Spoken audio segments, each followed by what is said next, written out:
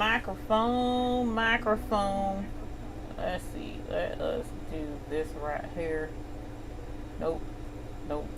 Yas. Hello, everyone. How are you? Let me tan up and tan down, y'all. Ooh, close up, close up.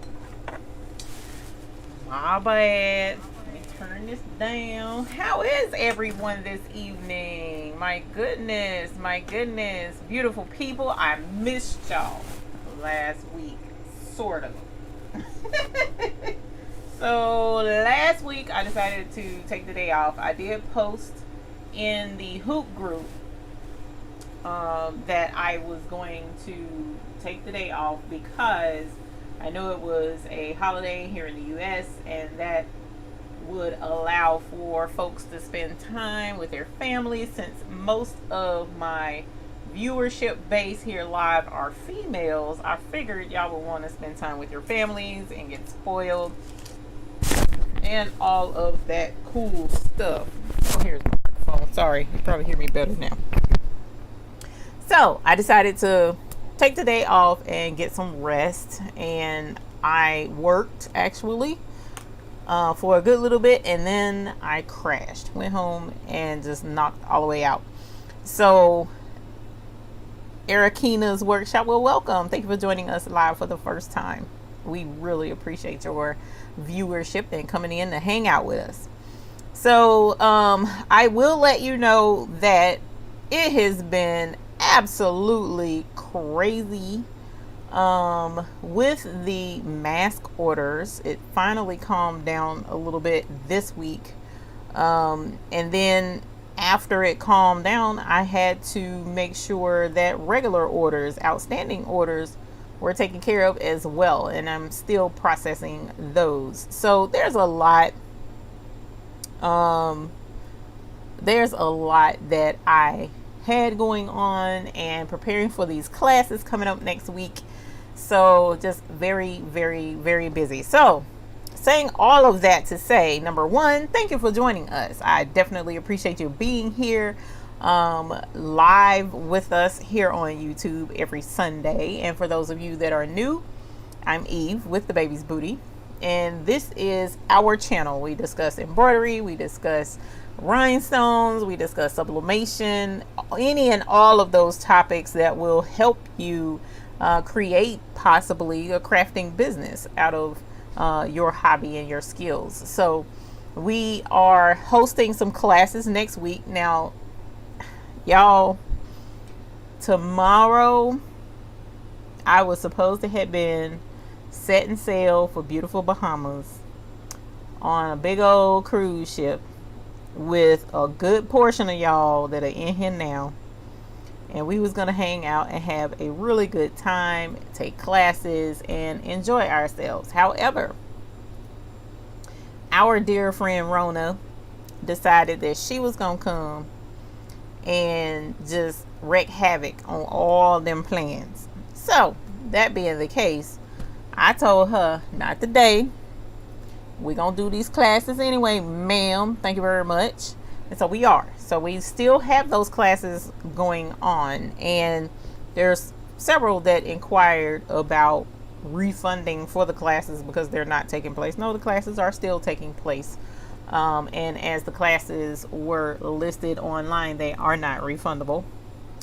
So we would appreciate having you in there with us in the class. If you cannot attend the class for whatever reason, it will be recorded so that you can watch it at a later date for those who paid for the class. This is not going to be a public, anybody come in and watch this type of situation.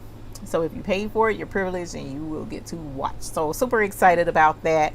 And it will be live. It will be via Zoom for those who can be in the room with us. And we tested that out a little bit earlier today with a few of you, which was a lot of fun. We got to be in there and I got to see them and they got to see me. And that was really cool because, as I told them, usually I'm here on YouTube and I only see myself. So I don't get to see everyone else. So it was really cool to be able to talk in face and somewhat in person via Zoom. So looking forward to joining those who sign up for the class and get to take part in that. Super excited. So for the other part of those who choose to join us for the first time, one of the things I like to do at the beginning of the show, if I can, for the first about 10-15 minutes, is say hi to everyone. It'll probably be closer to 10 today because I've already talked for a little bit and I was a little bit late joining in. But I do like to say hi because without this channel, without you, I wouldn't have this channel. That's what I was trying to say. So I do want to definitely say hello to Lori from Canada. Thank you for joining us this evening. Will with Carolina Thread Places here. Pat Ash. She is a YouTube Hoop Group member. Definitely want to say thank you to you for being a YouTube Hoop Group member. Shannon Margaret is waving from Wisconsin. Hello, Miss Shannon Margaret. Mom of 12. Yes, ma'am. Thank you for being in here. Definitely appreciate having you here. She says, how are you doing? I'm doing great. How are you? So crafty. And Tanya is in here as YouTube Hoop Group members as well. Thank you very much for being YouTube Hoop Group members. Leila Nelson is a YouTube Hoop Group member as well. Thank you, ma'am. Really appreciate that. Oh, sorry. And Will is a YouTube Hoop Group member as well. I'm sorry. Thank you for being a YouTube Hoop Group member as well. Andrea Baxter, hello, how are you? Juanita Peoples says she's watching from Washington, so welcome. Thank you for joining us. How did I say Washington? Michigan. My eyes saw Michigan, but my mouth said Washington. Y'all, I'm trying to tell you, stressed out. That's what stress looks like. Hi, Sheila Cushenberry. How are you? And Marianne Reddick from New Jersey. Welcome. Lyness Jackson, I hope I said that correctly. Welcome. Thank you for joining us live for the first time. Hello. Linda Rivera from Connecticut. Yes, you caught the notification, and thank you for joining us. The Not So Broke Nurse. I know that's right. Well, this is the Not So Broke YouTube channel, so thank you for joining us. And you are in here from Louisiana. Welcome. We definitely appreciate having you here. Patricia Husky, Beverly Brown, and Latasha are YouTube Hoop Group members as well. Hello to you all. Thank you for joining us. Miss Ethel Smith, I enjoyed spending time with you today. Welcome. Thank you for joining us. Let us see. Shamira Customs, good evening to you as well. Thank you for joining us. And Miss Foster, hello. Ericina's Workshop, hello. Maxie Pooh, hello. How are you? Mary Stovall, hello. How are you? Welcome and thank you for being a YouTube Hoop Group member. Leslie Ram says, hello all. I was excited to get on for this because Monday I finally received my baby, Maisie, a Husqvarna Viking MN 1000, which is actually made by Rakoma. So thank you for joining us. Let's go ahead and ring the bell. Congratulations on your new baby. Thank you for letting us know that you got your new baby. Please be sure to post pictures so that we can see in the Hoop Group. And I also want to let y'all know that the bells have come in. We did get a shipment of bells in. So if you have not received your bell, there's a couple of things that we're going to do. You can email me, please. I do have, where is it? Oh my gosh, I wrote it down. Oh, I do have Miss Wilcox. I have your address and your bell will be going out tomorrow. Bethy, I have your name. I want to make sure I have your address so that I can send out your bell. But anyone else who is a YouTube Hoop Group member, okay, you have to be the YouTube Hoop Group member to receive a bell for free. So definitely be sure that you email me at thebabiesbooty@gmail.com. If you don't get a reply from me saying I received your email, then email me again, because I need to let you know that I received your email so that you will know that I received your email and that I am holding myself accountable for sending out your bell. So if you don't have one and you want one, please definitely email me at thebabiesbooty@gmail.com. Please, I'm begging y'all. And if you've already emailed me and asked me to send the bell and I haven't sent it yet, please send a reminder, because the old adage about stress and memory, is there an adage about that? I'm making that up right now. Either way, I forget a lot. Okay, so please definitely email me, because it's the struggle to try and keep up with all of this stuff. and keep it in memory. It's very difficult. Sammy Strunge, hello. Nice Soulful Creations, you made it. Yas. Danita Adams, hello. Natalie Merritt, hello from Branson, Missouri. Yolanda, hello from California. Welcome for joining us. Not sure what's going on, Miss Marianne. May need to refresh the browser, possibly. Linda Rivera, hello. Let's see. Ericina's Workshop, I did say hello, so thank you for definitely again for joining us for the first time. Maxine Sealy, how are you? Danita Adams, all is good. How are you? I am well. I am doing very well. Very forgetful, but I'm doing well. So Crafty is ringing the bell too. Patricia says Walmart's got a good deal for flash for 22. Is that for flash drives, I'm assuming? That is a cool deal. Pearl Lucas, hey Miss Pearl Lucas, how are you? Sharon Edge Harley, hello, hello. I saw somebody just say they got a PE. Where is it? I just saw it and it moved on me. Oh, it scrolled way up, that's why. Here we go. I saw, there it is. Linda Rivera got a PE 800. Y'all, when did you get your PE 800? Please let me know so that we can ring the bell for you if you got it recently. Marianne Reddick, Brooklyn Fabrics is reopened and ships in 1 day free shipping over $60. That's good to know. Carol Coleman, good evening to you as well. Miss Carol Coleman, how are you? C. Cynthia's, hello. Eartha Lewis, hello, how are you? Robin Bryant, hello. Hello, how are you? Nancy Faust from Iowa, hello, how are you? Treasure Designs LLC, hello from Columbus, Georgia. Please welcome Susie the Serger, our new brother, 1034D. Congratulations, Treasure Designs. Yes, a serger. Sergers are cool. We were talking about sergers earlier. So yes, congratulations. Please again let us see some of the really cool projects that you're doing with your serger. We would love to see it. Hello Tracy, how are you? Welcome, welcome. Thank you for joining us this evening. Eddie Jr. Hey Eddie Jr., how are you? And Andrea Ross, hey ma'am, how are you? Welcome, welcome. Good evening to you as well.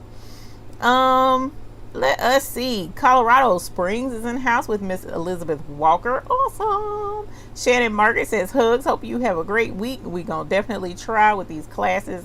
I'm gonna probably turn gray, you know, more than what I already am. I'm sure I will.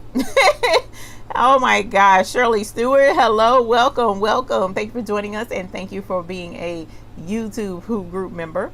Michelle Anderson from Greenville, South Carolina, welcome. How are you? Thank you for joining us. Gloria Colvin from Tucson, Arizona, welcome. Knick-Knack Nurse and KG and Fiona Yonan, hello, welcome, welcome. Appreciate y'all being in here. So much to catch up on. Sammy Stern says yes, it's a lot going on. Hello Rosa Perez, thank you. Treatsy says thanks for the correction because your girl was on time for this live action. Congratulations. I know Sheila Cushionberry, I saw that today. I was like, wait a minute, what? How did we get there so quickly? It's crazy to see it. So yes, it is exciting.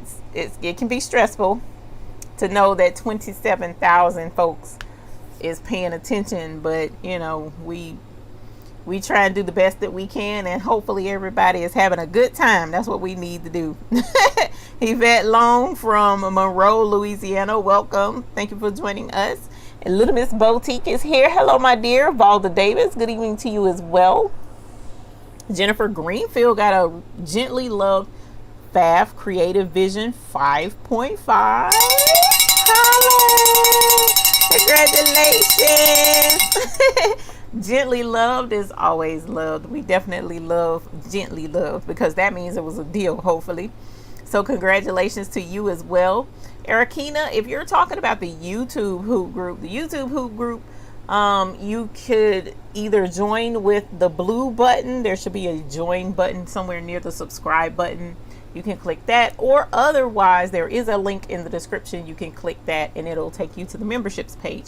Or if you're looking for the the hoop group forums, the free hoop group, then you can go to thebabiesbooty.com, as you see right here below me. And on that website, just click join and you can sign up for the group there. Lanesh Jackson says she just received her 7720 and a 6-in-1 press. What does that mean? Sublimation! Congratulations! Holler! Yas!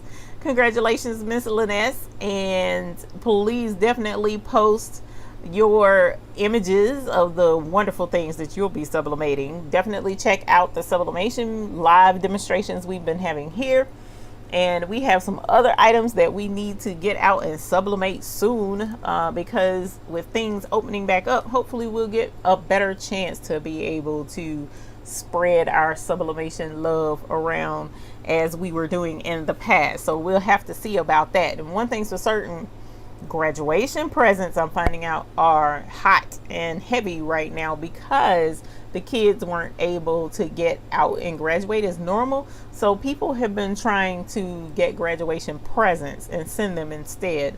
So who knows, tap into that graduation market and you might be able to find a niche there to make you some money. We see that, let's see. My thing keeps messing me up. I swear. It's irritating. Where is it? I just saw it. I know where. Oh, there we go. All right. So the next bell ring we do have is Will mentions he got him a new storefront. So congratulations on your new storefront. Opening June the 6th.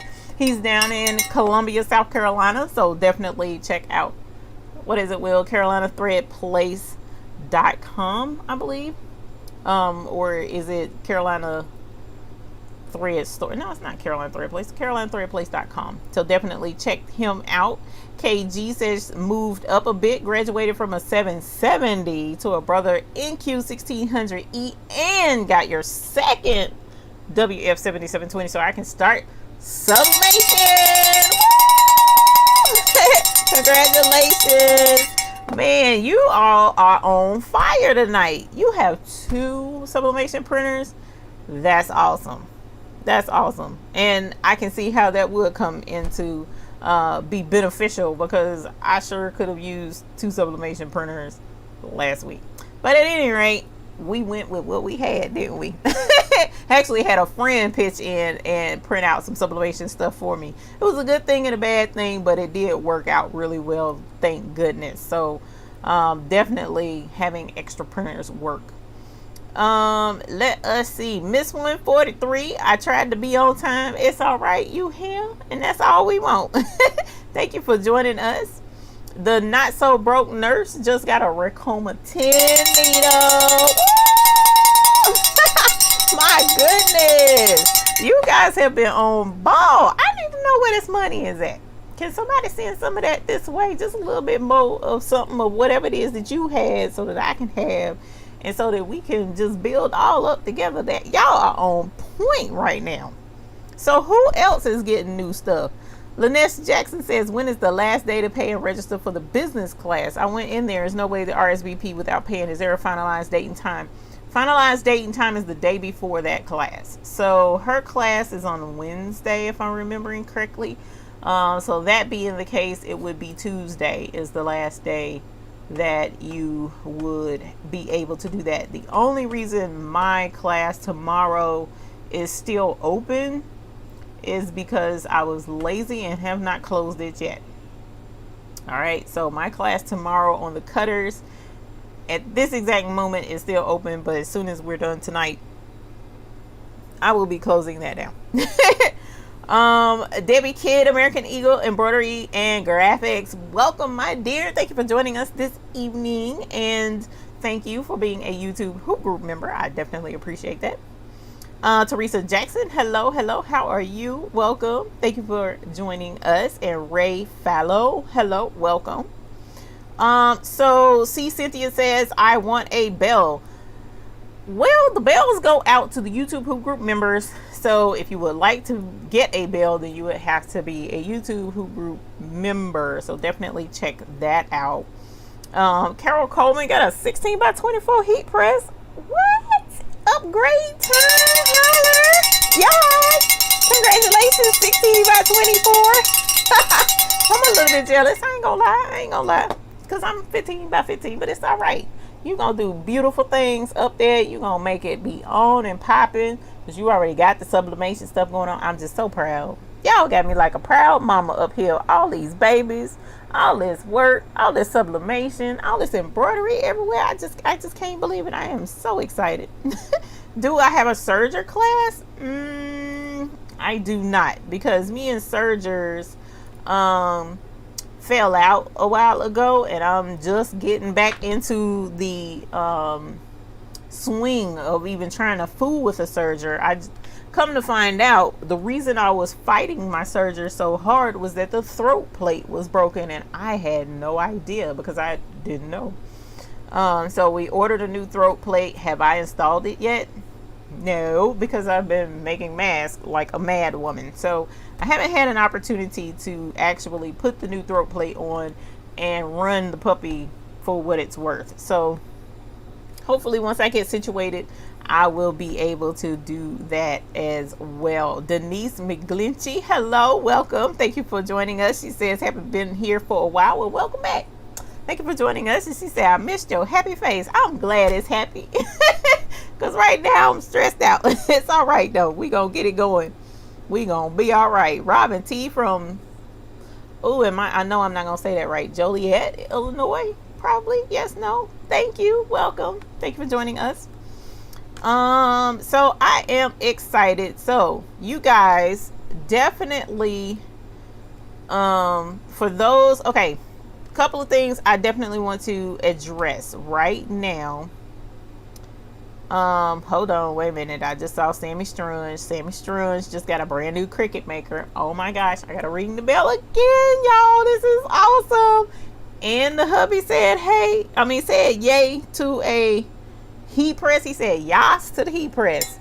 Tell hubby I said him so sweet. That's just the nicest thing ever. Tell him he hooking us up, ain't he? But congratulations on that Cricut maker. Woo! Yes, congratulations. Congratulations. And Tanya Powell says hello from Bronx, New York. Looking forward to the classes. So, and Justin is in here. Hello. And Kingsbury Crafts got a new baby, a ghost white printer. What? Not the white toner printer. Congratulations. Okay, y'all, this bell gonna have to sit and cool off for a little bit. Y'all got the bell hot going on tonight.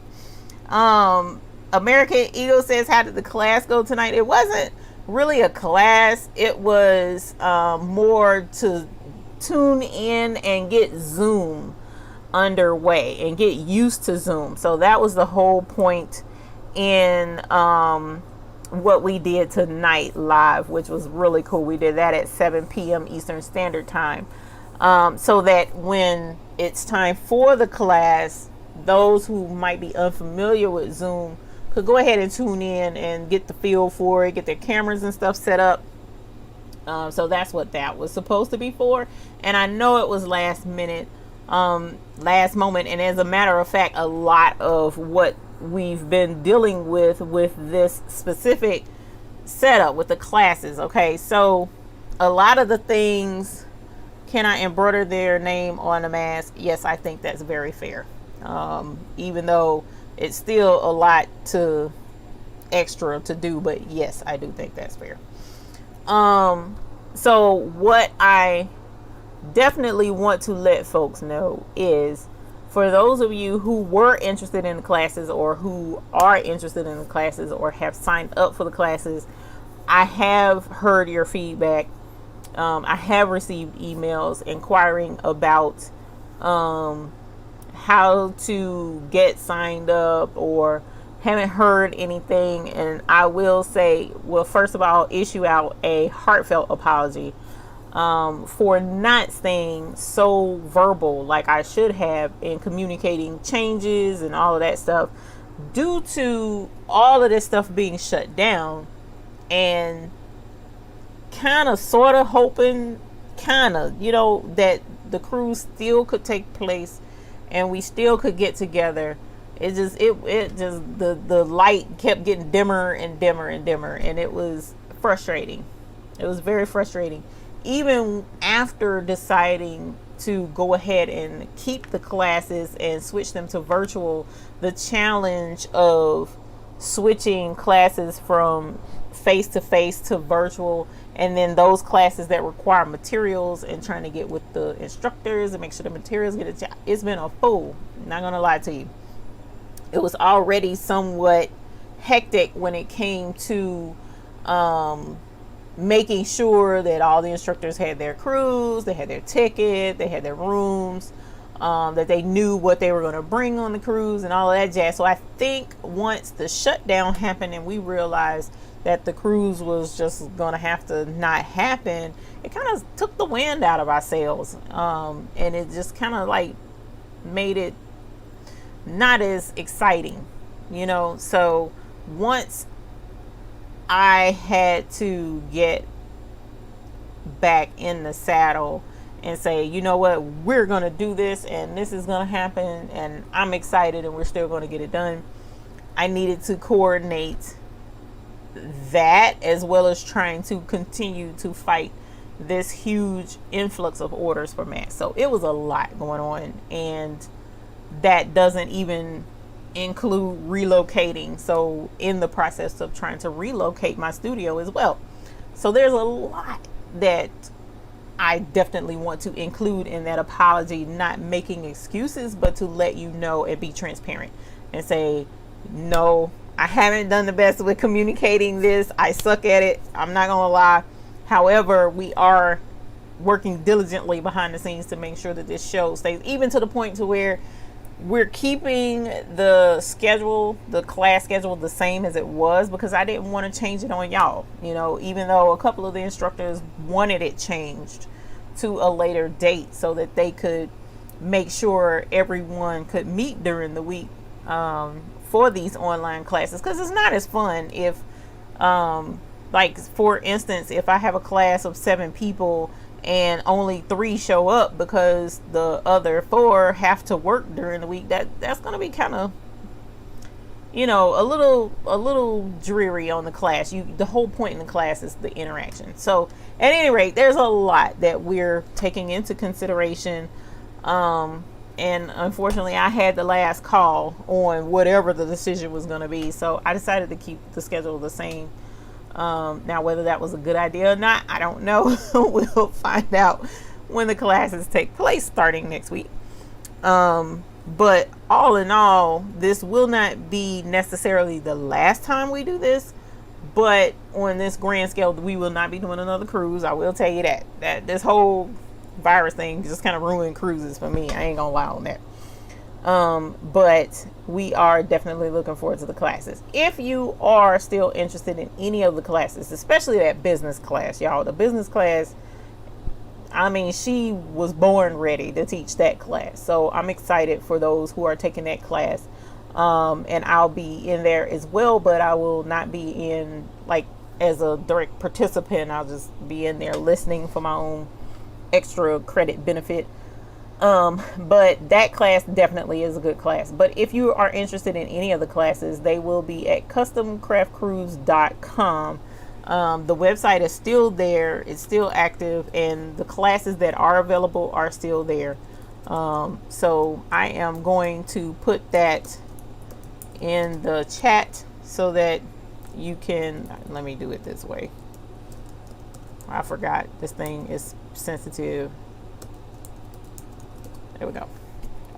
So hopefully you can click that link. If not, I'll update it in the description. All right. So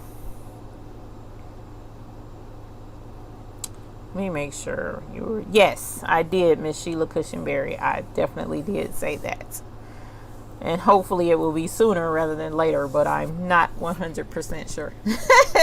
So we'll see how it goes. Okay, so did I mention the bells? Yes, I mentioned the bells. So if you are, oh, I know what it was I was going to mention. Okay, so if you're a YouTube Hoop Group member and you want a bell, email me. If you're interested in taking the classes, that website is, I put it in the chat, thecustomcraftcruise.com, and click on registration, I believe, and you can sign up for classes there. Also, very, very, very, very, very important, especially with y'all being in here, those of you who are captains, please help me out, okay? Those of you that are captains, one of the things that I've been struggling with is YouTube. I have the memberships, and the memberships are totally awesome, bestest thing ever, and it was a blessing. The thing though is, although you're signed up as a member, I can't contact you outside of YouTube, and that's not working out very well for me. So I need to know, for those of you who are captains especially, let me know, are you on Facebook? Is Facebook an okay platform for you to enroll or sign up? Because what I'm considering doing is creating a Facebook membership group for the captains, and there's a reason for that. I'm toying with letting it be a Facebook group for all YouTube Hoop Group members, but I definitely need that for the captains, so that I can let the captains know whenever your files are ready, because I have your files, but making sure I have everyone's, I need like an email list or a contact list. I need something. I need help. That's what I need. I need help. Help me, somebody. Help me, Jesus. Help me. I need to get in touch with the YouTube captains, YouTube Hoop Group captains. Okay. So that being the case, if you're on Facebook, like Miss So Crafty did, let me know. Just say yes, Facebook, yes, Facebook, thumbs up, or just yes, it's fine. Because I'm probably just going to do a Facebook page, because right now that just seems to be the easiest thing. I don't know how to do a email list and none of that. I'm not completely tech savvy, but I'm not a dummy either when it comes to technology and some of this stuff. Now TikTok, I can't. I mean, TikTok is a whole, okay. I do a lot of talking, I know, I'm sorry, but I gotta be on this quick soapbox. So when you have fibromyalgia, anybody else in here that may have fibromyalgia can definitely relate. One of the things with fibromyalgia is you kind of don't deal with sounds sometimes you just don't want to hear noise. I just don't want to hear it. Like, I used to be a huge music buff, have my music turned past 10, jamming the whole. Sometimes I'm just like, I just need it quiet. I don't even want to hear it. I just don't even want to hear it no more. So sometimes it's like that. So TikTok is all about music and doing stuff with the music and stuff, and I'm over it. It ain't even got into it good yet. So, some of this stuff is like, okay, I'm old and don't really want to be bothered with it, anymore. But anyway, sorry about that. Yeah. Afro-Colombian. Okay, so our business instructor is here. So as I mentioned, definitely look into her class. You definitely want to look into her class. All right, so it's gonna be a good one, and she's in here with us, and we all the instructors that are teaching classes are looking forward to doing the class via Zoom. We really are. It's pretty exciting. Okay, so cool. Facebook is good for everyone. I am so grateful to hear that. So what I'm going to do is, unfortunately, y'all, I'm gonna ask you to email me so that I can send you the Facebook link when I make it. All right, because I do have your files. I have your codes for your free file already. That's there. It's ready. I just got to get it to you. So email me this, hopefully last time, and then I'll also shoot you the group once I make it, and then we'll go from there. Yolanda Roble says that's so true about fibromyalgia. I suffer from that too. I'm trying to tell you, fibromyalgia is a fool. People just don't realize. Some days are, fibromyalgia has so many facets, and this is not a fibromyalgia channel. I probably need to make one because I got a whole heck of a lot to say about fibromyalgia. People just don't understand. I've had it since a teenager and didn't know that that's what was wrong. But anyway, hey everyone, this class is gonna be fire. Yes, it is. It's gonna burn your whole business to the ground, and then it's gonna build right back up. Just absolutely stunningly beautiful. I'm so excited. So excited. That's why I said I'm gonna be in there too. I ain't gonna lie. I'm gonna have to be in there. So definitely, captains, email me, put captain in your subject line so that I'll know. I'm going to flag your email so that I will always have it close and near and dear to my heart. And I'm looking at doing Zoom with y'all this time instead of just a Facebook Live one way. I mean, not Facebook, YouTube Live. It's boring. I'm loving Zoom, man. And I get to see faces. I get to know people and be like, hey, oh my God. That's what I like. That's what I want. So I'm excited about that. All right. So on to, oh my God, I've been talking for 40 minutes, y'all. So on to what this channel normally is for. Do you have any embroidery questions, any sublimation questions, or any rhinestone questions so that we can answer your questions and help get your mojo going, so to speak, because I need to hear about something other than masks, okay? Because that's been a 4-week thing, and yeah, I need to hear. Come on, tell me something. Let's talk about something. Zoom will be awesome. I know, it's just gonna be fun. Oh, we had fun today. So hey, Contessa Harris, how are you? Welcome. Thank you for joining us as a YouTube Hoop Group member. Beverly Atkins, how do you get information on what I'm talking about? What am I talking about? I talked about a lot. So Miss Beverly Atkins, are we asking about the classes, or are you asking about the YouTube Hoop Group, or the Baby's Booty Hoop Group, or let me know what you're asking about. Carmen says, hi Eve, great to see you. Had a bad week. Oh no, I accidentally embroidered my finger. Tip of the needle went through the nail and the finger. Got 2 stitches. Did that with my 10 needle. Oh my God. Oh, the pain that I'm feeling right now is tragic. No, don't embroider the finger. And you said with your 10 needle, is that the brother? Because brother usually stops and gives. And Justin, welcome to the YouTube Hoop Group Captain Group. Thank you for joining us. That is definitely appreciated. We generally ring the bell for the new folks who join while they're alive. Welcome. And you already got the bell. You cheated. So yay, you can ring your bell too. That's what's up. KG says, I'm with you, Eve. I haven't done that many masks, but if I ever get another order, I will be fine. And don't get it twisted. I'm going to continue to do them for any orders that come in, but oh my God. All right. Carmen Alvarado, honey, I hope you recuperate very quickly. I am so sorry to hear that, because I've been this close to doing that myself. One time the needle nicked my nail and it kind of drew a little bit of blood, but it didn't like go through. I learned real quick to be, uber careful when I'm putting my hands in and around them hoops. So yeah, I just, that's hurting my heart. S. Siegler, where do you purchase hot fix rhinestones?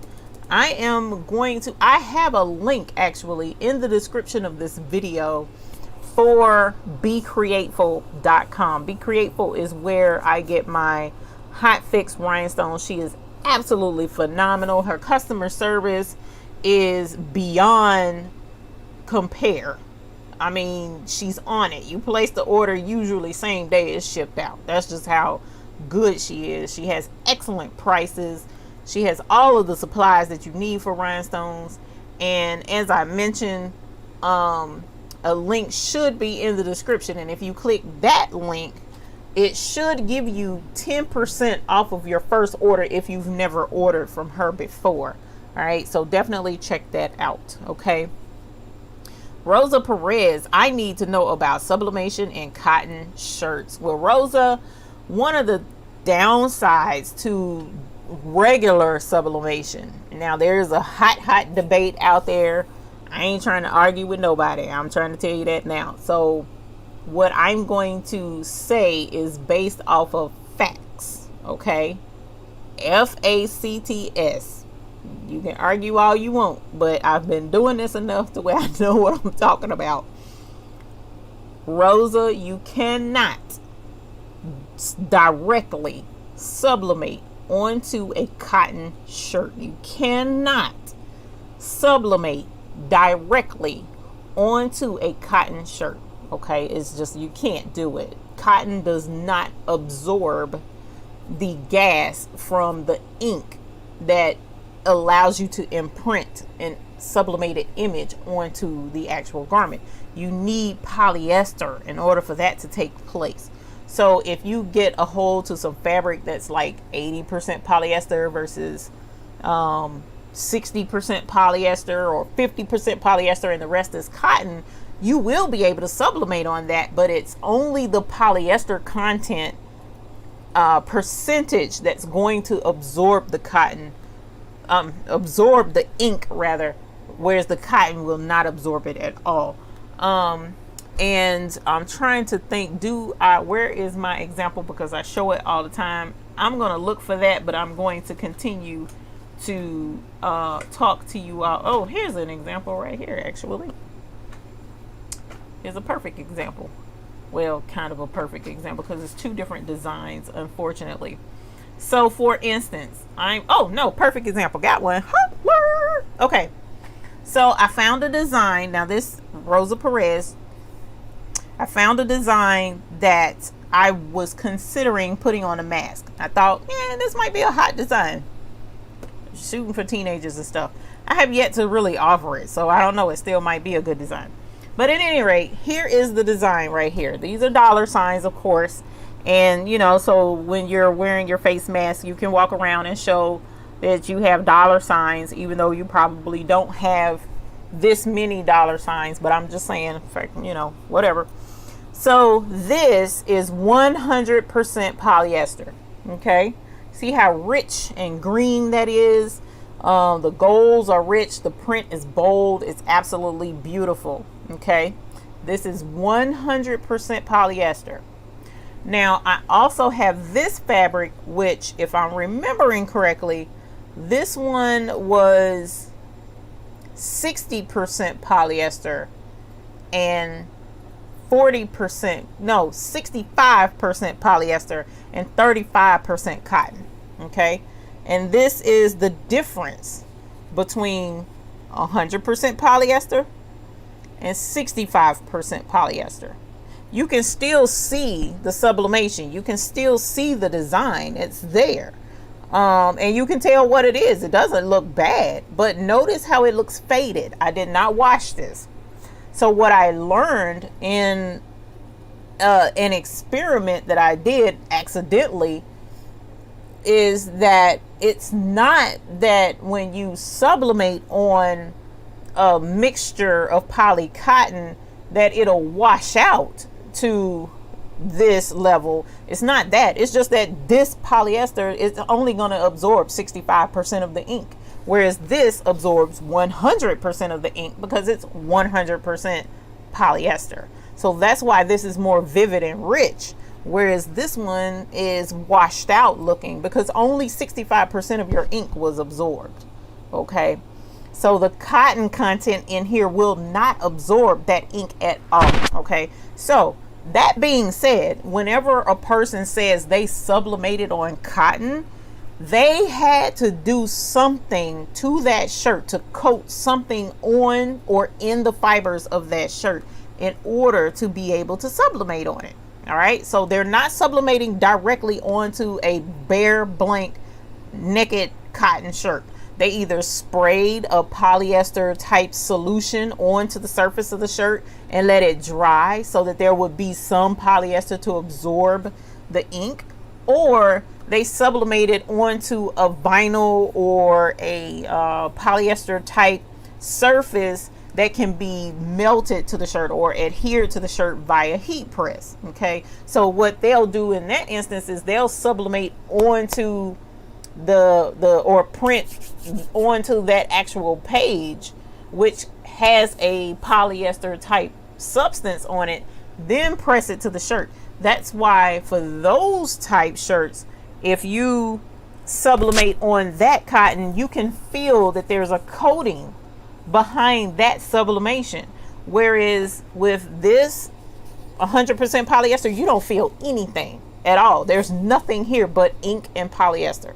Whereas on a sublimated onto cotton, there's something between the ink and the cotton. Whatever that substance is, it is what is absorbing the ink, not the cotton shirt. Okay, you cannot sublimate directly onto cotton. You cannot do it. You have to treat the shirt some kind of way, or press the sublimation onto another substance and then put that onto the shirt, which is why there's a such thing called Sublifix, Sublisolvi. I can't think of the other name that Cricut uses.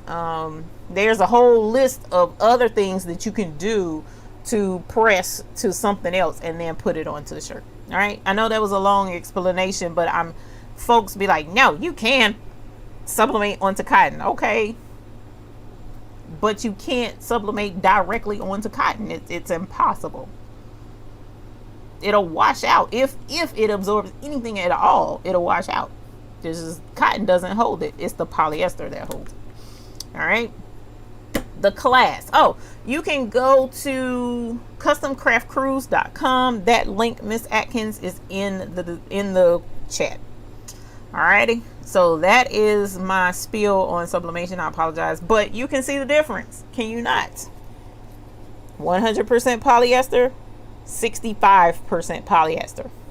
Big difference. And I recently found an 80% polyester where it's a good bit more vivid than this, but it's still not as vivid as 100%. It's just not.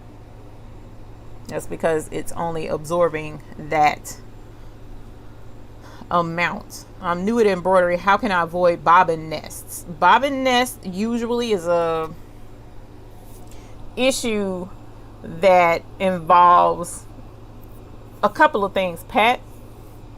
It could be your thread at the top is not threaded correctly. Your thread from the top going down through the machine to the needle is not threaded correctly. So make sure that when you thread your machine, if you have a single needle machine, make sure that your presser foot is up before you thread your machine. Do not thread your machine with your presser foot down. If you do, you will get bobbin nest. Another thing is check your thread path. When you do thread the machine and your presser foot is up and you do thread your machine, and then you put your material down and you put your presser foot down and you're still getting bobbin nest, check and make sure that it is not, the thread isn't catching on something. You know, you want to make sure your thread is going through smoothly and not catching anything. Make sure you try to put a new needle in. That actually should be one of your, no, that should probably be your third thing. Your new needle. Make sure that your stabilizer is the proper stabilizer for the project you're working on. I hear a lot of bird nesting and stuff on t-shirts and people are using tearaway. I'm not a fan of tearaway on clothing. Cutaway is what you need to use when you're doing clothing. Cutaway stabilizer, and you need to make sure that it's nice and firm. The stabilizer is nice and smooth and straight on the bottom, that it's not super flexy. Like if you push on that item in the stabilizer, your stabilizer doesn't sag at all. It's supposed to be nice and tight, not super tight, because that'll cause a problem too. But you want it to be just good and snug in there, and you shouldn't have any issues. If you've tried all of those things and you're still having tension issues, check and make sure that your bobbin is inserted correctly, because there is a right and a wrong way to put in a bobbin. There is a right and a wrong way to insert a bobbin. You need to look at the graphic on your machine in the bobbin area or near your bobbin area to make sure your bobbin comes off of the spool the right way when it goes into your bobbin case. So all of those 5 things, I think it was, I mentioned, those are the ones you want to look at to make sure that you're not getting nesting. Christina says, you were told by another embroidery YouTuber that I shouldn't use an iron for glitter vinyl appliques for children's shirts. Best to wait till I get my heat press. True. Christina, one of the things that I've learned in life is that, and I'm not going to go into no conflicts with someone else. I can only speak on my own experience. All right. So from my experience, I generally don't use an iron for any of my vinyl. And that's because I do know I get best results out of using a heat press. Now, that being the case, what is a heat press? It's a great big iron. That's what it is. So the problem with your common household item and using it for items, or using it for projects rather, that you would normally use a heat press for, is your heat press, you can set a temperature. And I can set my temperature appropriately for 350 degrees roughly for my vinyl is what I normally set my heat at. Well, on an iron, I can't set that temperature. And usually people don't use an iron without using the steam. And you really shouldn't be using steam with your vinyl. So that being the case, if there's a way you can check the temperature of your iron, like with a laser heat thermometer, that might be a way you can see if your iron gets hot enough to hold on to your vinyl and press it. And one thing's for certain, you definitely want to put something between that iron and the vinyl, because you don't want any of that to get onto your iron and make a stink or whatever the case may be. But I've heard people use irons before. I really have. And honestly, in my experience, when I do applique with vinyl, even on children's shirts, I don't iron them on. I just applique the vinyl itself, and it turns out absolutely gorgeous every time. I don't press it down. You know, I just don't. So it depends on how a person decides to do their particular project. But I'm also a rebel, so test it out and see how it works for you. If you've used an iron on it and it works great, that's your experience, and that's how it worked out for you, you know. So that's pretty much my answer to your question, I guess. So there's no true and false with that, in my opinion, because I've seen people do one way or the other, and everybody has their own way of doing things, and you learn from the results of what you get. But I definitely wanted you to know the reason why that person would say you should not. It's because you cannot regulate the temperature on an iron, but you can regulate the temperature on your heat press. All right. What program do I use to print my sublimation pictures? I used to use Publisher heavily, and sometimes I still use Publisher because I'm learning Photoshop. Okay. And as I'm getting more into Photoshop and more familiar with it, I'm more comfortable now with Photoshop than I was with Publisher. And I was having a couple of little problems with Publisher. So Contessa, I actually use Photoshop, and I subscribe to Photoshop. I didn't pay for the program right out because the zillion dollars it takes to buy the program, I didn't have it. But I do use Photoshop. Forever Blessed. How do I become a captain? Or is it for certain people? It is not for certain people. It's just for folks who want to help support the channel financially by becoming a captain, and they get little perks and goodies for doing so. So if you want to become a captain, I'll go ahead and put it, there should be a link in the description below this video, but I'll go ahead and put it in the chat box now, so that if someone is interested, Charlotte, they can click that link and you should be able to see how to become a member. Hi, what is the best technique to use to print white text on black colored fabric? Okay, so the best technique to print white text on black colored fabric in my opinion, is multifaceted as well. Okay, a lot of it depends on how much money you have and what trouble you want to go through. So in my experience, from what I've seen so far, there's several ways to print white text on black colored fabric. The easiest way, well, let me not say the easiest way. There's a couple of ways. One way is direct to garment.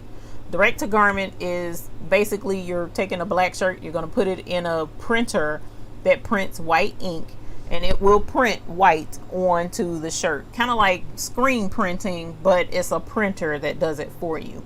So direct to garment would be one way, but the equipment for a direct to garment machine is pretty pricey. It's pretty pricey. But from what I've seen, I like that way better than anything else. Screen printing is another way to put white print on dark fabric, but screen printing, you got to make screens. It takes a lot of chemicals to keep those screens clean, to clean them off, to reuse them, yada yada. Screen printing is a way. Another way is just vinyl, using a Cricut or a Silhouette machine or Brother Scan and Cut, and printing out your letters and stuff onto your out of your vinyl, rather, weeding it and then pressing that to the shirt. That's actually one of the least expensive ways, the more affordable way, rather, because the Cricut isn't super expensive and the vinyl isn't super expensive in comparison to utilizing a screen print setup or a direct to garment setup. Another option is a transfer printing machine that prints white ink. Okay, there's a difference. There are transfer printer machines that print transfers, but they don't print white, because white is its own color. You have to have that white toner in a specific printer to print white. Okay, so you would have to have a white toner printer that would print a white color transfer to press onto a shirt. And it's kind of like a vinyl substance. It's a little more fluid than vinyl, a little more thin. You know, it's not as thick as vinyl, but it is a substance that prints out onto special transfer paper. You put it on the shirt, press it to the shirt, adhere it to the shirt, and you have white print on a shirt. Now, I actually like that method as well. If price was the factor, that would be my preferred option. I'm not a fan of vinyl, but that would be my preferred option. Would be the white toner printer. Would be the best way to do white text on black colored fabric. Okay. The only other option would be if you were to take fabric that was white and print your own fabric, and the background could be like this. For instance, this was white fabric, but I printed that design onto white fabric, and so it just printed all the areas that weren't white and left the white areas exposed. And so there you have you know, what looks like white being printed on black fabric when it's the exact opposite. Okay, so that is how you get white text on black colored fabric. If I missed anything, please feel free to chime in, everyone else, and let us know. All right, so let me go back and let's see.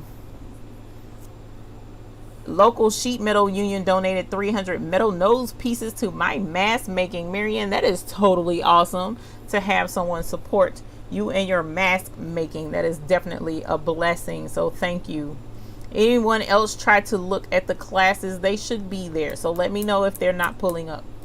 Patricia says, I have Facebook and a stroke, a lot of noise, and my email address. That's your mailing address. Give it to you late when you got your Cricut heat press. Okay, so we will do Facebook, and you can definitely send your information there.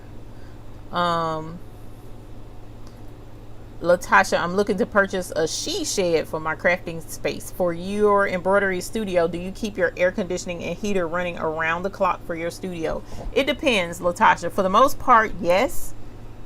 But then again, no. So like today, yes, it was hot today, and it will heat up in here really quickly, especially with that heat press on. So in that instance, yes, I do keep the air on. And in the winter time, I would keep the heat on, but that heat press heats it up in here. So over the winter, I didn't really have to use my heater very much at all, because I used the heat press so much that I had it on, so it heated it up in here.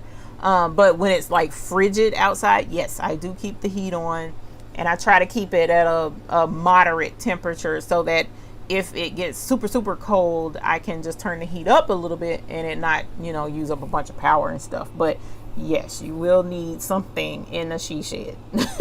You will definitely need something.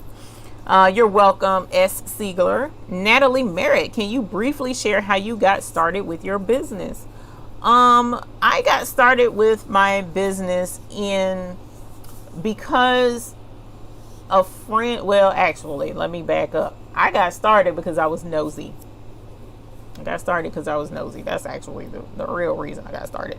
There was a Black Friday deal one year Walmart decided to have with the little 4x4 embroidery machines. I want to say that was about 4 or 5 years ago now, probably 5 years ago.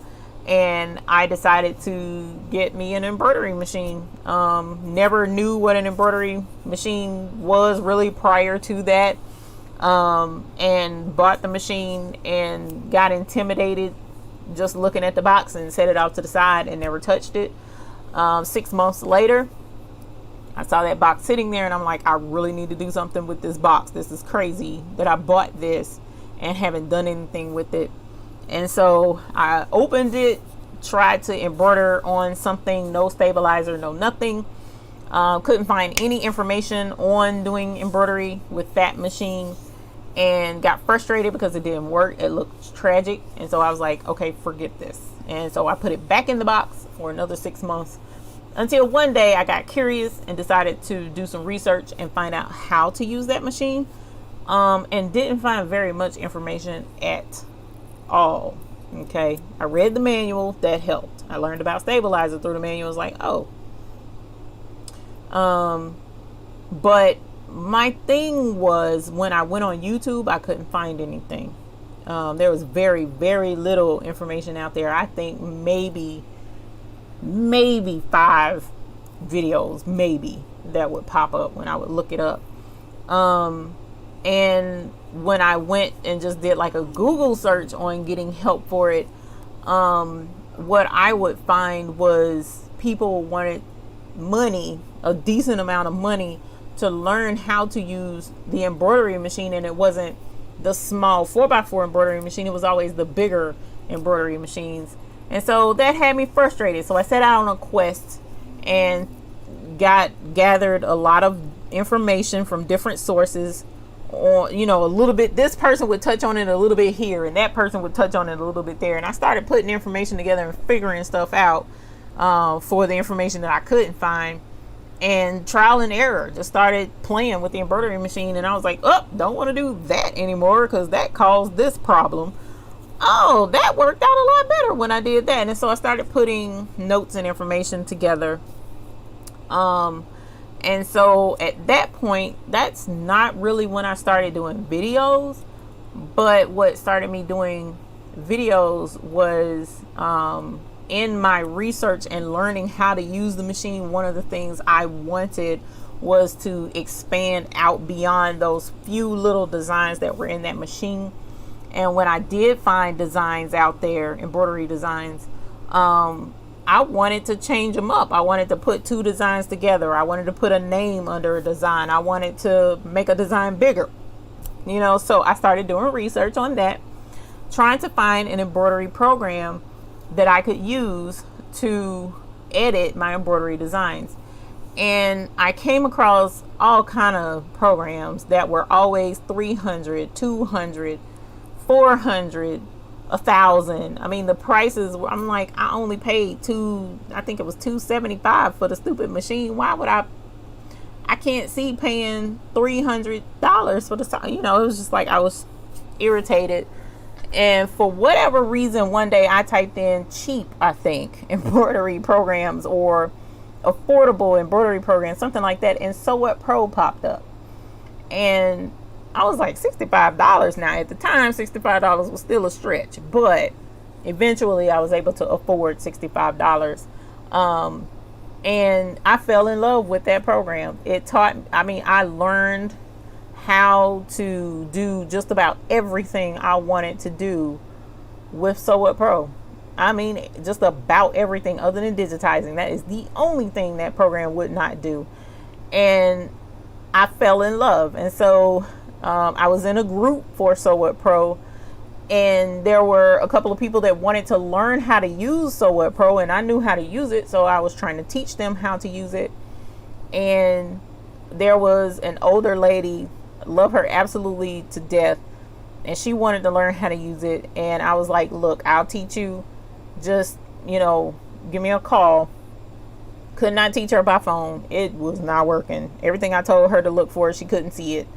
She couldn't find it. I'm like, but you see this button? She could see that. And I'm like, okay, but the button is right beside it. You see this button? And I don't see it. And I was like, I can't figure out how to get it where she could see what I'm doing. And when I tried to share video call, that didn't work. So I said, you know what? I'm going to make a video and put it on YouTube. And that's how I ended up on YouTube, was teaching Sew What Pro, teaching the embroidery machine, showing how to use it. And in conjunction with teaching Sew What Pro and the embroidery machine and how to embroider with the 4x4 embroidery machine, I started getting orders from local folks who found out I knew how to embroider. And it was little orders, and it was very infrequent. Maybe once every other month I would get an embroidery order, and it wasn't a very big order. And usually it was something people wanted that my 4x4 really shouldn't have been doing, but I was gonna make it work because I got the repositional hoop. But a lot of it was baby gifts, and that's when I started making bibs and blankets and stuff like that, because I was trying to stick to things I knew that 4x4 could handle with the repositional hoop. But it just kind of grew from there. And one thing's for certain, as soon as folk found out I had the 6 needle, that's when business really popped off, because they found out I could do hats and I could do bigger things, blankets and stuff. So that's pretty much how I got started. I know that wasn't like super quick, but that's pretty much how I got started. Where do you get rhinestones already designed? So Crafty said, I get my designs from a couple of places, but the best one, the best place I found is in the chat now. It's myfileaddiction.com. She's my absolute favorite rhinestone designer, and she has a lot of designs. There's another one on Etsy called, I think this is correct, Studio 875. You can check her out as well. She has really good designs, rhinestone designs that are already designed. And if you check in with myfileaddiction.com, she also can refer you to the Facebook group with other designers in there as well. Desotel Designs. I keep trying to clean my Epson sublimation printer, but the black that I filled will not work. I did clean the filter. Now, the Epsons are temperamental. I really don't have very good direction on how to clean the printer. Me and Miss Carol Coleman had this discussion. But I did tell her there was an older gentleman on YouTube, and so help me, Miss Carol Coleman, don't kill me dead. I don't remember his name. I just remember he's an older guy on, like I'm talking about my parents' age, sounding like, on YouTube, and he has excellent information on how to clean an Epson printer and how to unclog a print head. So look up unclog print head on YouTube and find that, and he should be able to help you. He's actually really good because apparently that's something he does for a living.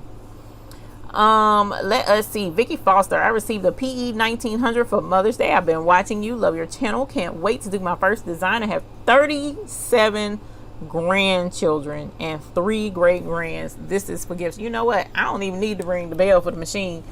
I need to ring the bell for you having that many grandkids, honey, and them loving all that love you give to them babies. Congratulations, man. Woo! Congratulations.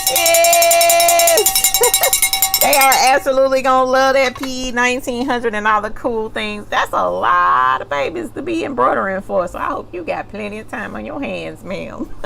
They are going to love it. Congratulations, Miss Vicky.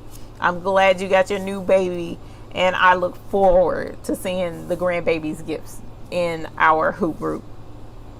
Shirley Stewart says, I purchased from Be Createful. I got the 10% off. Woo! She's great. I need to know where I can get ready-made templates for rhinestones. So likewise, myfileaddiction.com is excellent. Excellent, excellent, excellent. Patricia, you use a flash drive or another kind of tool to put a design on your sewing machine. Oh, okay. Okay. So, like, both of these machines actually use jump drives like this one, where you can put the design on it and stick it into the machine. It depends on the machine whether or not it takes a USB drive or not. So definitely check your machine, but if Walmart does have an excellent deal on them, then definitely grab those up. So let's see. Erikina says, I love sublimation. So many endless possibilities. I'm trying to y'all don't want me to get talking about sublimation like that. Not tonight, because I'm trying to tell you, sublimation is awesome sauce. It is a lot of fun. There's a lot of things you can do with sublimation that a lot of people don't even realize you can do. If you go to dyetrends.com and just scroll through, now you're going to need about an hour. I'm telling you now. Dyetrends.com and scroll through their list of items that they sell that you can sublimate on. You'll be like, what? I didn't, like, for instance, neckties. They have ties. You can sublimate your own tie. And Father's Day is coming up, if I'm remembering correctly. So, I mean, you can make a custom tie. A tie that you can't buy at the store. Sublimation is everything. I love sublimation. Will says, once the 6535 is washed, it will fade more. So that kind of sucks, but I'm definitely telling you, 100% polyester is the better way to go. OG to the 3rd degree. Hello, ma'am. Love your channel. Thank you. Question: can you list to me all of the best materials to use to embroider a quality patch for shirts and hats? Materials meaning thread, backing, needle, tearaway. Well, honestly, the most important thing you should have, because thread, it depends on your machine and what your machine likes to use. Like Madeira is the top-notch thread that I use for my machine. I love Madeira, even though I've been kind of like on the outs with them the last couple of weeks because of the coronavirus, but that's a whole horse of a different color. That's a personal issue that I'm having. It has nothing to do with them or their service. But the Madeira thread is my favorite, but there's other embroidery threads out there that you can use that are good quality. Metro EMB has excellent prices. They have excellent thread. I've kind of switched and I'm using them. Matter of fact, I mean, I done sucked down so much of their thread making these masks until it's ridiculous. There's 2 spools that are naked now, and I've already ordered more thread. So Metro EMB has very affordable, very good thread, quick shipping, excellent prices. You know, Madeira's a little pricey, but Metro EMB is very good thread and affordable. Stabilizer, they have stabilizer as well, so yes, utilize their stabilizer. But ultimately, what your material for the patch would be like a twill for your patches, and you can go to Twilly, I think it's Twill USA. Let me double check. TWILL twillusa.com, if I'm not mistaken. Let me look and see. Yes, twillusa.com. And what you want to do is look at their options for patches. They also sell vinyl as well, but their patch twill is second to none. They have excellent twill. I mean, that's what they specialize in, is doing patches for jerseys and stuff. So check them out to get you some good quality twill, because that is what's going to really make or break your patches. You want to make sure you have a good base for your patch, and it looks very professional. That twill does. So definitely check them out. There's a lot of materials that you can use to make patches out of that, you know, won't hurt anything, but a good quality twill, check out Twill USA. And they don't at all pay me to say that. Hello Byron F, how are you? Welcome. Let me see. Sharon Brown recently purchased the WF7720. Holler. Can you please tell me the best place to go to purchase ink, conversion kit, ink, etc.? Thanks. All right, so with that, you can go to, normally I would refer to cosmosink.com.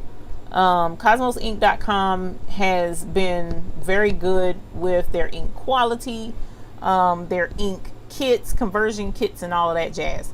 The problem is they sell out really quickly, really quickly. So as an alternative, you can check out Amazon, and Ink X Pro is another go-to for a very affordable conversion kit as well as ink supplies. So depending upon which route you want to take, there's Ink X Pro on Amazon, or you can do Cosmos Ink. All right. Let's see. Hey, Betty Ann Brown, howdy to you as well. T Pink signed up for the business class. Holler. Awesome sauce. Look forward to seeing you there. Karen Murray says, can you show me an example of bling? I probably can. I just don't have any in here with me. I don't. I'll have to go out there to the warehouse and pick up something. And I have to think, do I even have anything blinged out there? I'm pretty sure I do. I just gotta find it. Let me think on that, and we'll see about getting that so that you can see.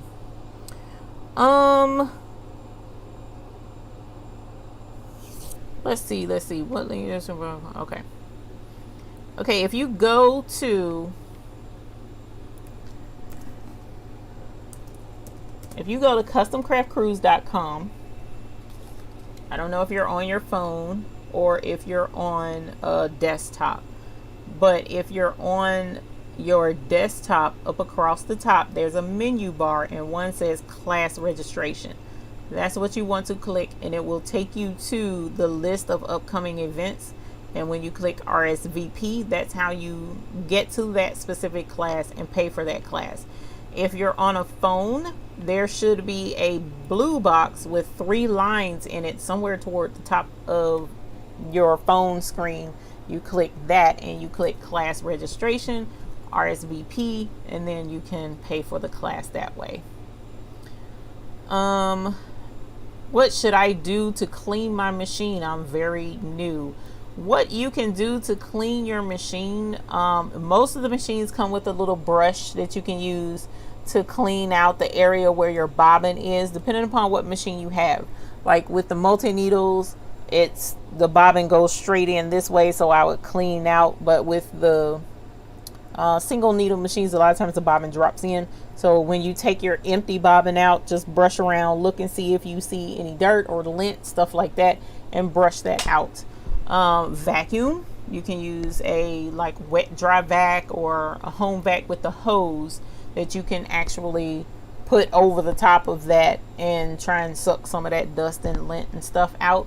But that's the best way to clean the machine, and keep it up, running smoothly. You definitely want to clean. If you do a lot of sewing, you definitely want to clean it out at least once a week if you can. But if you can do even more frequently, that would be good as well. Lori says, how do you know when to use cutaway stapler versus poly mesh stabilizer on t-shirts? In my opinion, Lori, that's a personal preference, honestly. My main thing is the heavier the design, you would want to use heavier stabilizer. So cutaway, like a medium weight cutaway, would be good for a heavy embroidery design, whereas the poly mesh would be for those lighter designs. But because I am not a fan of embroidering on t-shirts, in my opinion, t-shirts are too wimpy to hold a good embroidery design, unless it's just like lines, you know what I'm saying, a really lightweight with light lines type of design. I would not embroider on a t-shirt, but that's a person's opinion, and they can do, you know, whatever, you know, I mean, if you want to embroider on a t-shirt, by all means, go ahead. But the heavier the design, the heavier the stabilizer. And so that poly mesh really should be left for lightweight designs. Or you can use a couple of pieces of the poly mesh if you don't want to use a heavier weight stabilizer. But you'll find out really quickly if a design is too heavy for the stabilizer you're using. You'll get a lot of puckering. You'll get a lot of puckering. Let us see. Anita Ware, hello, how are you? Welcome. Forever Blessed is in here with us. Oh my gosh, Eve, I just paid $90 last Wednesday for someone to tell me the same thing you just said about the bobbin thread nesting. It has frustrated me so bad. I am so sorry. I am so sorry. I apologize on that. But you were able to get the answer last Wednesday, and I was not online to help with that. So at least you were able to get your answer and hopefully get the problem solved. What settings do I use on heat press when sublimating? Forever Blessed, a lot of that depends on the blank that you're using to sublimate on. So if you're doing mugs, a lot of times the mugs sublimate for 4 minutes. Whereas if you're sublimating, say for instance, the mask, I sublimate for 60 seconds, that one piece of polyester with the image for 60 seconds. So a lot of your answer is going to be Baby's Booty / join is blocked. Oh, make sure it's not Baby's Booty Charlotte. Join Luana. But either way, there should be a link in the description. But if you want to sublimate and you want to be 100% sure of the correct settings when you're sublimating, definitely check out wherever you purchase your blanks from. Like I mentioned earlier, if you go to dyetrends.com and look at their long list of blanks that they sell, with each one of those blanks, it comes with instructions to tell you what temperature, how to sublimate it, the best way to sublimate it, because it's more than just the temperature. You also, like, people don't realize some things you have to sublimate with the sublimation transfer on top, with the heat going down onto the backside of that ink and pressing that ink through to fuse it to the polyester. And some things you have to do the opposite way, with the transfer on the bottom and the substrate on top. It just depends. So you definitely want to follow the manufacturer's directions of whomever you bought your blank from. That's the best way to answer that question. All right, Will, you have a good night. And Vicky Foster, thank you very much for chatting with us from Oak Park, Michigan. Thank you for joining us. Hi, Lawana Hammer, how are you? Snoopy Clyde McPhee, like okay white toner printers. That is absolutely correct. That is absolutely correct. Scooby-Doo, I am glad you popped in to say hello when you watch this later. Hopefully you do. And thank you for helping someone install their machine. T Pink, I make children's birthday shirts and sometimes I'll make changes for customers. I was wondering if I should make a listing of the new item for my shop before they receive their shirt. You can. Or should I wait until after they received it to list it? You can. That's entirely up to you. You know, changes happen all the time. And if you feel like they'll be offended, I mean, you can't base what you're doing for your business off of how a person would feel whether or not they had that offer. It wasn't available at that time, but now it is. So if they're interested in it, then they'll come back and utilize the changed version. You're welcome, Sharon Brown. Maxine Seeley says, Eve, don't forget to tell everyone to thumbs up the channel. You heard Miss Seeley. Please give this channel a thumbs up if you don't mind, to let us know that you're enjoying the content and me running my mouth for 2 hours. Alessio says, how did you get to know people? What do you mean, how did I get to know people? I don't know if this will answer your question, but I've always been the type of person that don't meet a stranger, so to speak. I don't mind talking to people. I actually enjoy talking to people. So no matter where I am, unless I'm not feeling well, if I'm not feeling my best, then I ain't gonna want to talk to nobody. But for the most part, I carry a smile on my face just about everywhere I go. Don't mind talking to folks. I'm standing in line and I'm like, hey, hope you having a good day, or what you got on looks cute, or something like that, and strike up conversations with folks. And you learn a lot about people, when you connect with folks. And for the most part, I meet really nice people. But I don't know that answered your question or not. Even when you're not in your studio, you run heat and air. I'm more concerned about embroidery, sewing, and silhouette machine. So even when I'm not in my studio, if I know I know I'm pretty much in here every day. It's very rarely I go longer than 24 hours without coming over here. So in that instance, a lot of times, yes, I try to keep the temperature. I have to keep the temperature to an ambient temperature, and the reason for that is because of my fibromyalgia, especially when it's cold or chilly. When it's cold, if my lower extremities get cold, I'll get in pain, and when I get in pain, my body shuts down. So I cannot have cold legs and feet. I get miserable, and I just cannot function the next day. Or for the rest of that day, actually. So I do have to keep my studio at a certain temperature. Otherwise, I could, like, for instance, tonight when I leave, I could totally cut the air conditioner off and it not be on. But then when I come back tomorrow, I have to cut it on. Then I would have to wait on it to cool down to a more comfortable temperature for me to come out and work. And that makes the air conditioner work harder, because now the air conditioner is trying to cool off what's been heated back up all over again. And I don't have it on a timer. Now there's a thermostat in it, and I could definitely turn the thermostat on where that it will keep it at a certain temperature, and that way it's not running full blast the entire time.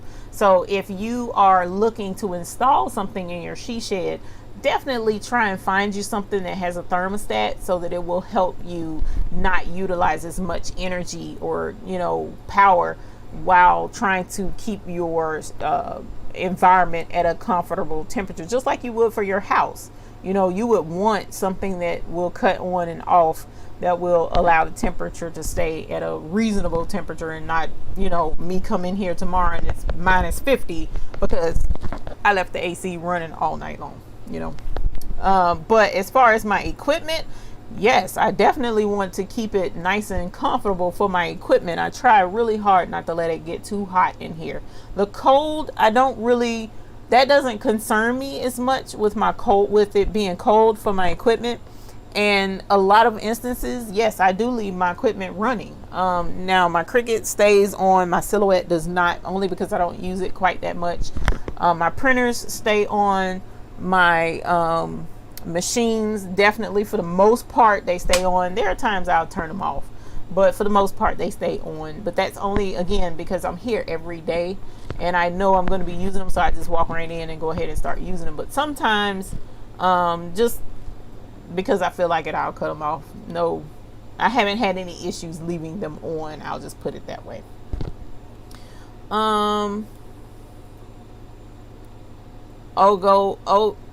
OG of embroidery. That was cute. I'm gonna have to use that. That is hilarious. Ramona Middleton, love your information. I just bought a Brother SE625. You have helped a lot. Congratulations, Ramona. When did you start? When I started, what did you do to make yourself known? Ooh. Okay, so as far as people, local for business, actually it was word of mouth. Both situations, honestly, word of mouth for YouTube as well as customers who come here. You know, family members, they know I do embroidery. A lot of times they'll mention to someone, hey, my niece does embroidery or something like that. Or if I've made something for someone, a lot of times I'll make a gift for a friend and someone else sees that gift and they're like, oh my God, where did you get that from? You know, oh man, I used to slay baby showers, man. Take really cute gifts to baby showers. And, you know, it was hilarious. One baby shower I went to, and they were like, ooh, that gift is from her. Hurry up, open that one. And I was like, ooh, child, don't do that. Because, you know, the grandmama didn't really have that good of a gift, and it kind of made me feel bad. But they were looking forward to the gift because they knew the embroidery would be personalized with the baby's name, and it would be something, you know, like over the top. And it really wasn't over the top, but it was for them because they're not used to embroidery like that.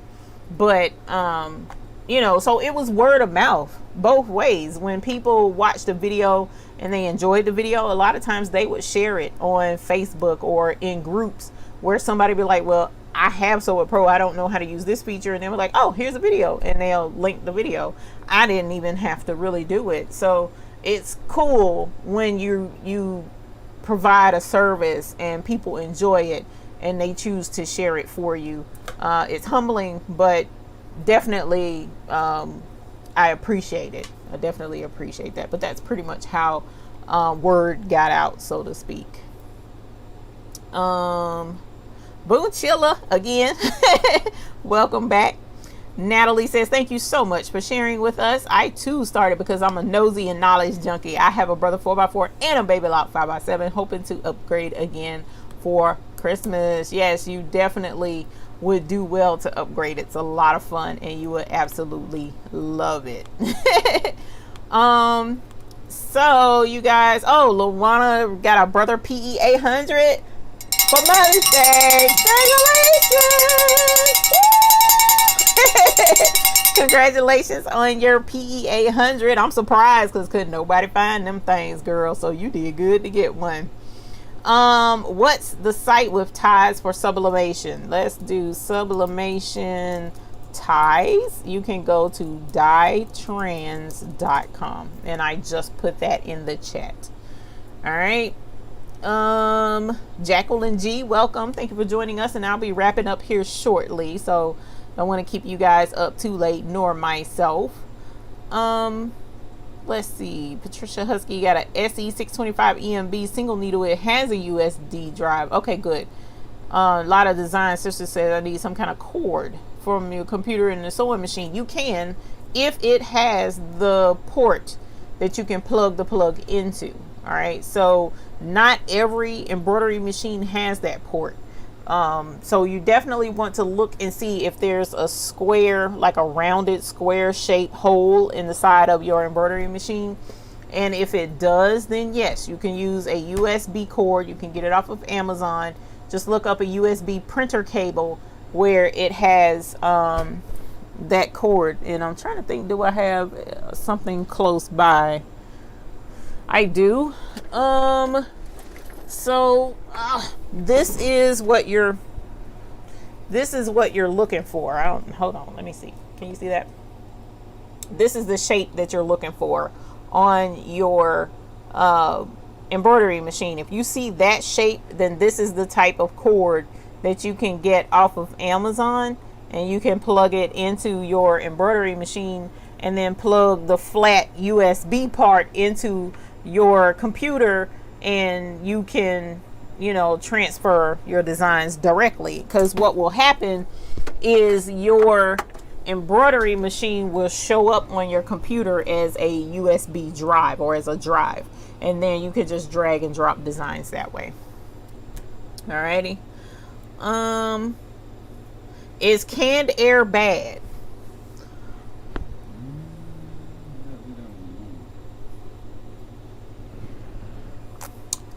I'm gonna skip over that question because I've gotten in trouble in the past trying to answer that question. I know what I think and I know what I do around here, but from what I was told, it's not a good thing, and folks get kind of antsy when I mention what I do, so I'm gonna skip that question. How do you put a borderline on a text in Sew Art? That is a Sew Art question. I have Clever Dog Designs that I could refer you to that would be able to answer that question for you, and she actually is going to be teaching a Sew Art class next week as well. But if you look Clever Dog Designs up here on YouTube, she can answer that question for you. Alrighty, let us see. What's an easy first time embroidery project? My favorite to refer to people is embroidering on towels. Love embroidering on towels because it's flat. You don't have to fight it too much. I'm talking about cheapo towels, not the thick plush ones, but the El Cheapo towels you can get from Walmart. Hand towels, the dirt cheap ones, not the expensive, the cheapest hand towel they got there, and use that and just embroider on it. Because the cool thing is, even if you screw up, you can still use a towel. Hand towels are used for everything. It don't matter what it looked like, you can use a towel. So definitely try that out. Alrighty, let's see.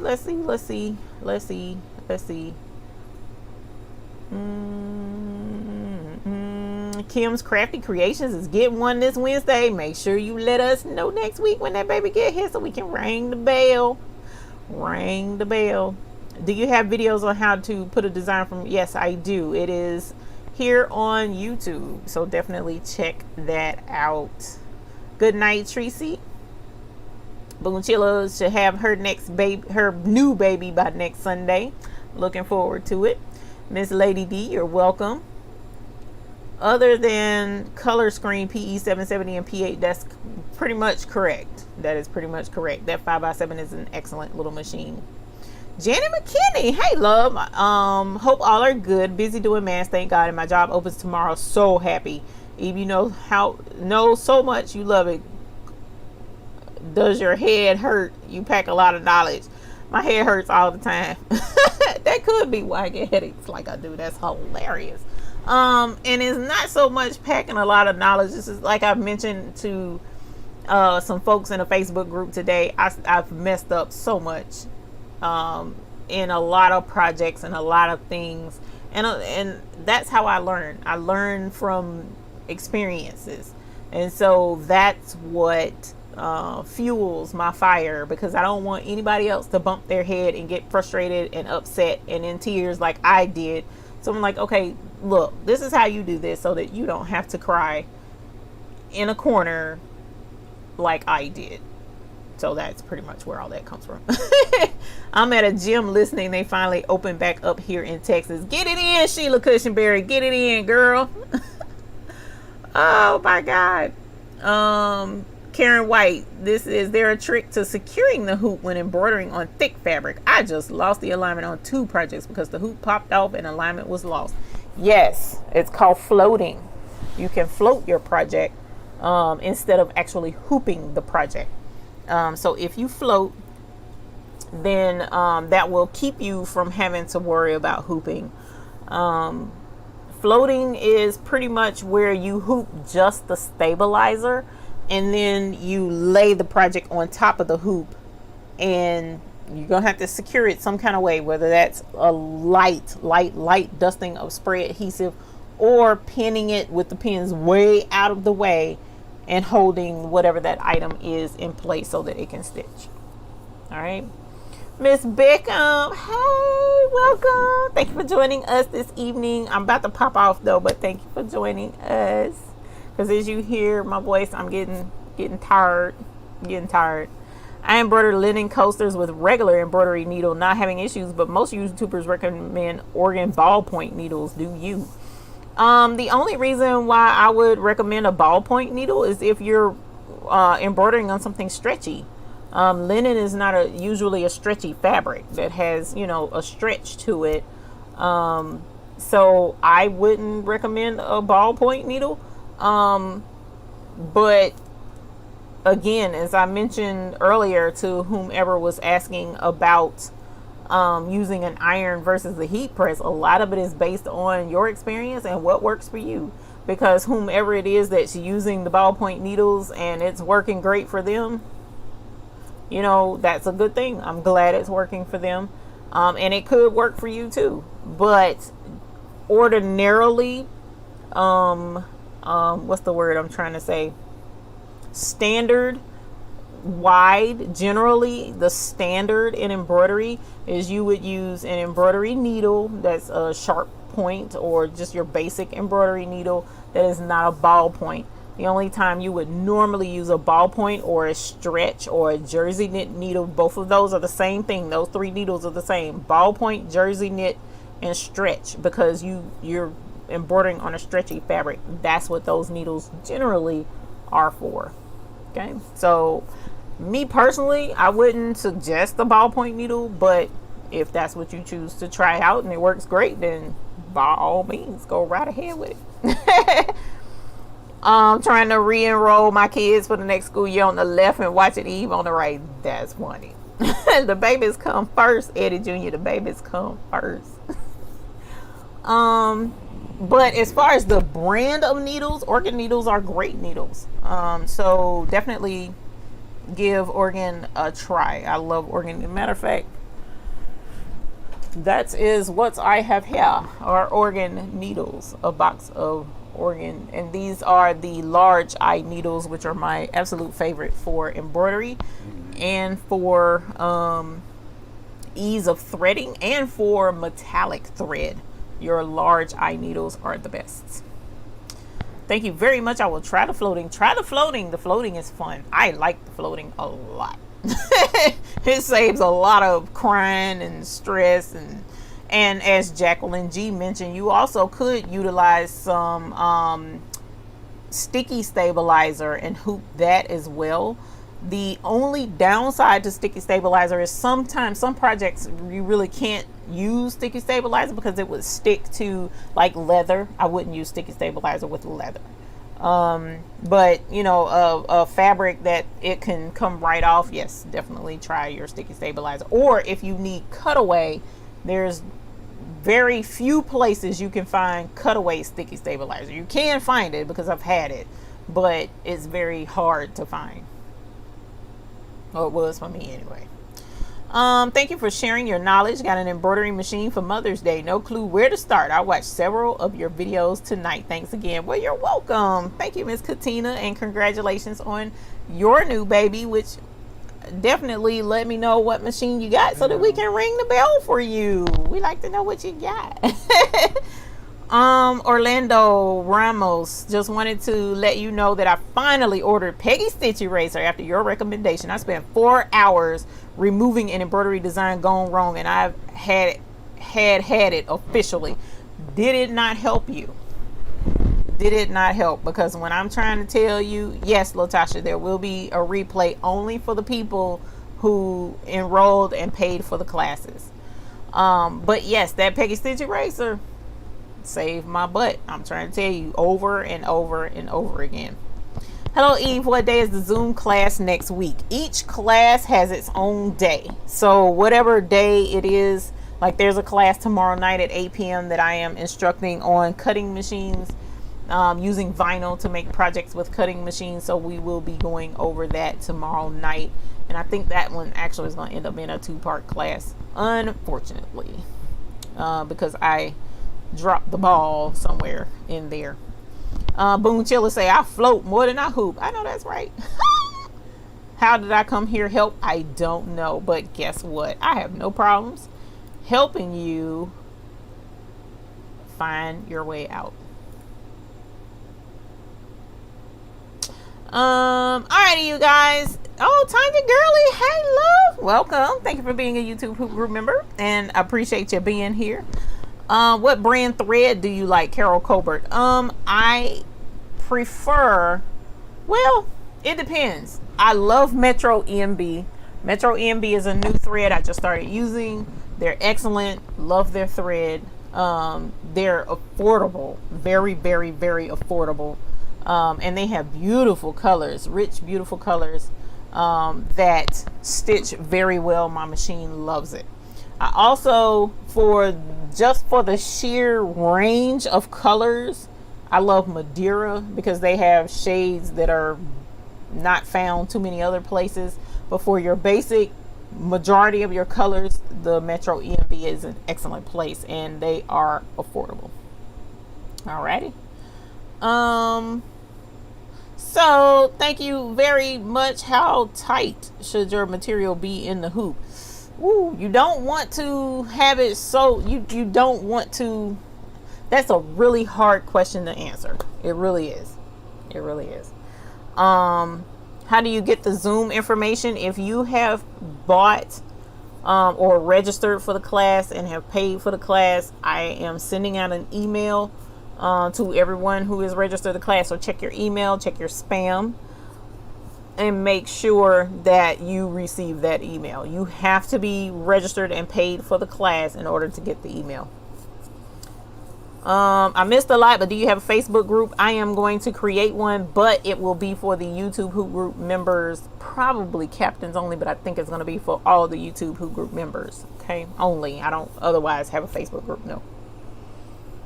Drum tight Boom Chilla says yes, that drum tight is good. Some people think drum tight and they just go super tight though, so that's why I've been trying not to go too tight. Avery Head, again, the Zoom information is only emailed. So if I have your email address because you've registered and paid for the class, then you will get that Zoom information. If you are not registered and paid for that class, then you won't get Zoom information. So it's only for those attending the class. When doing appliques, which do you prefer, cutting on the scanning cut or Cricut? When doing appliques, I would prefer the Cricut only because I am more experienced with the Cricut and know how to do it. But if it's a simple enough applique, I won't cut it out on the cutting machine at all. I'll just cut it out on the machine after it stitches around it, because I can be lazy sometimes. Is it too late to register for Zoom classes? Where can I find a list of classes? The classes are at customcraftcruise.com. And if you click on register, if you're on a desktop, click register. If you're on a cell phone, up at the top there should be a square with 3 lines. You click that, that opens up the menu. You can click registration or register. And when you click register, click the RSVP. And when you click RSVP, that is how you pay for the class.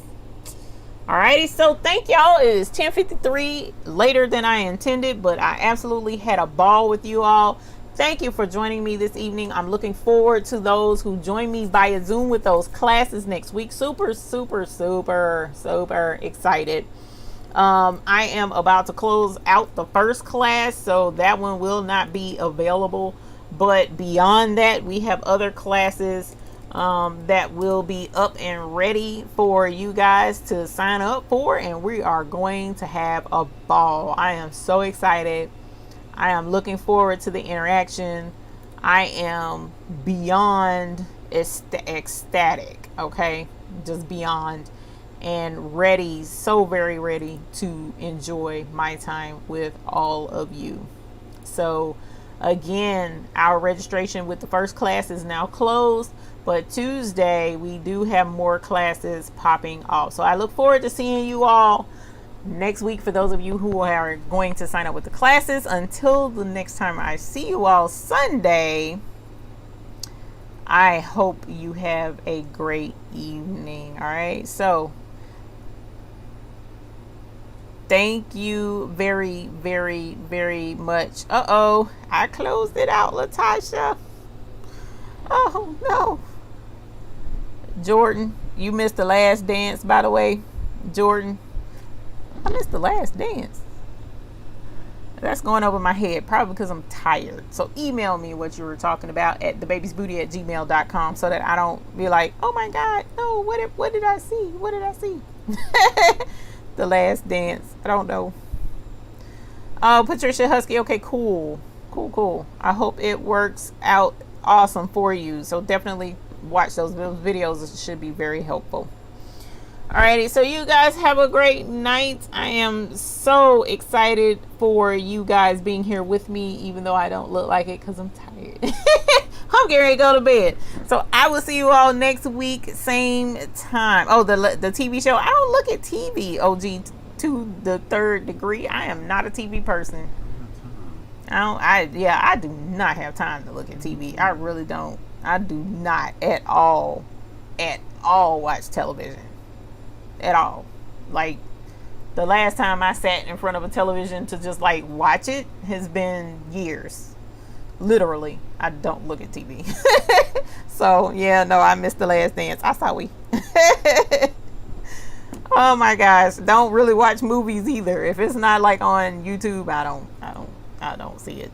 So, but anyway, I'm a weirdo. I spend more time in here than anywhere, so that's how it goes. But at any rate, you guys have a great night. Look forward to seeing you all next Sunday. The supplies for Tuesday's class, email me, my dear, and I will let you know. If it's just a lecture class, the supplies should be emailed to you. If it's oh wait a minute, are you in that soap making class? If so, those will be sent out probably tomorrow, and I'm gonna try my best to get them to you in time. She did not bring them to me today, so we will try and get them to you ASAP. All right, so thank y'all. Oh, you got in sweet. Sorry about that. All right, y'all, have a good night. Look forward to seeing you all next week here on the Baby's Booty channel. Bye.